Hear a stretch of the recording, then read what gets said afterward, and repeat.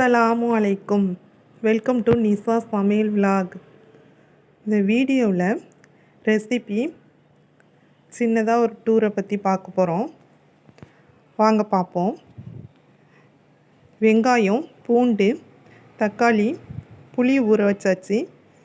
இது எல்லாம் மீன் குழம்புக்கும் இறால் கிரேவி ரெண்டுக்கும்.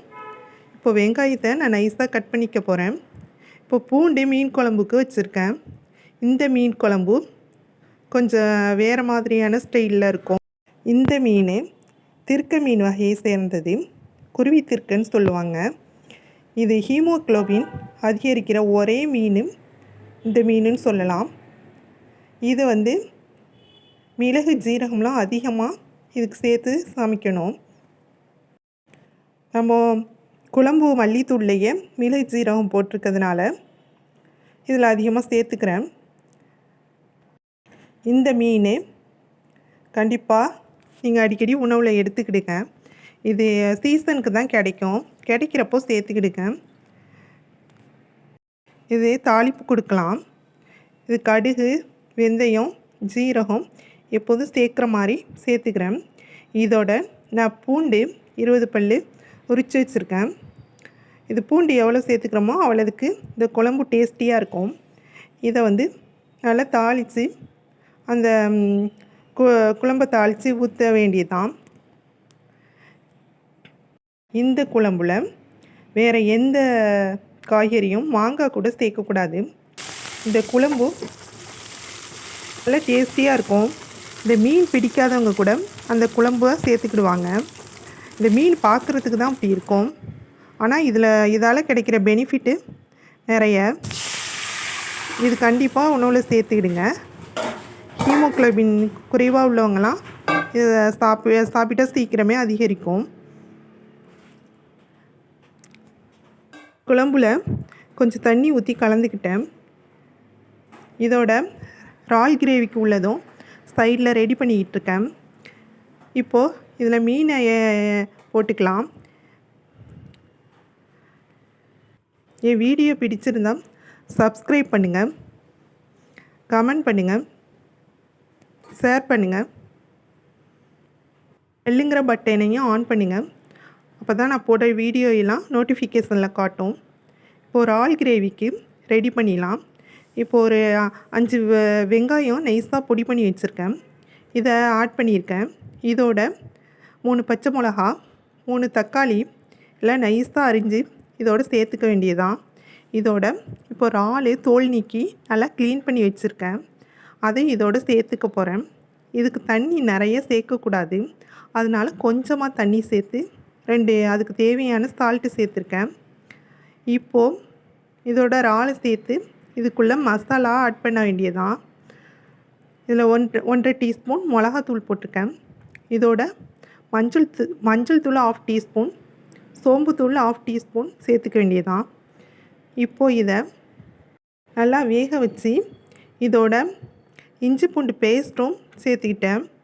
இறால் வாயுங்கிறதுனால நீங்கள் கண்டிப்பாக இறால் உள்ள ஃபுட்டுக்கெலாம் இஞ்சி பூண்டு பேஸ்ட்டு சேர்த்துக்கலாம்.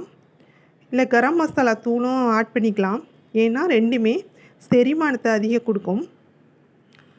அதனால் இப்போ இதில் எண்ணெயை ஆட் பண்ணி இது சுருள வதக்கி இது நல்லா எண்ணெய் பிரிஞ்சு வர வரையிலும் இந்த கிரேவியை நல்லா ரெடி பண்ண வேண்டியதான்.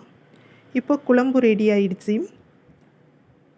இதோட இறால் கிரேவியும் ரெடி ஆயிடுச்சு. என்னுடைய வீடியோ பிடிச்சிருந்தால் சப்ஸ்கிரைப் பண்ணுங்கள், ஷேர் பண்ணுங்கள். இதோட சின்னதாக வெளியில் டூர் போயிருந்தோம். இந்த இடம் அக்கரை பள்ளிவாசல்னு சொல்லுவாங்க. இது எங்கள் ஊரில் தான் இருக்குது. இங்கே எனக்கு ஸ்கூல் ஹாலிடேஸ்லாம் அதிகமாக போவோம். இது பள்ளிவாசல்.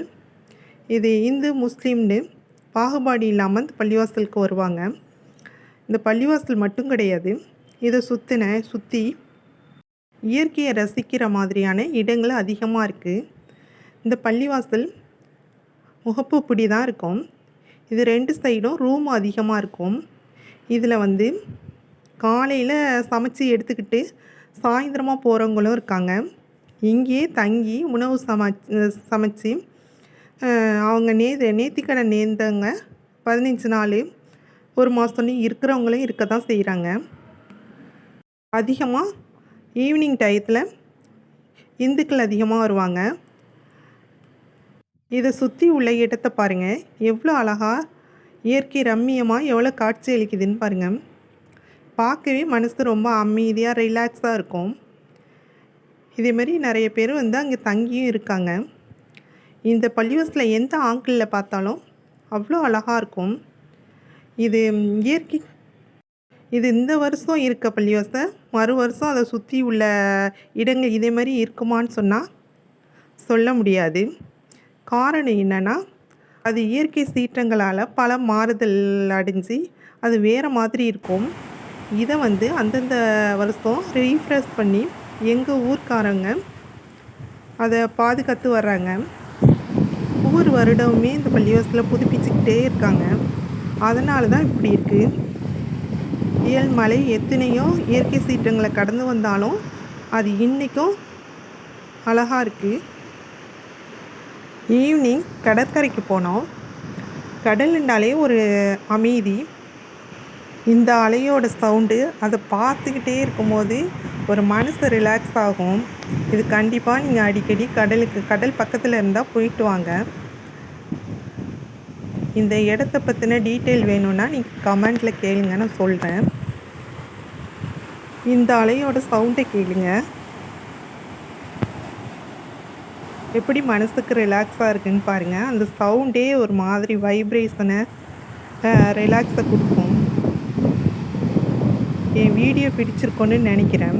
அதனால் நீங்கள் சப்ஸ்கிரைப் பண்ணுங்கள், கமெண்ட் பண்ணுங்கள், லைக் பண்ணுங்கள். என் வீடியோ பார்த்ததுக்கு தேங்க்ஸ் ஃபார் வாட்சிங்.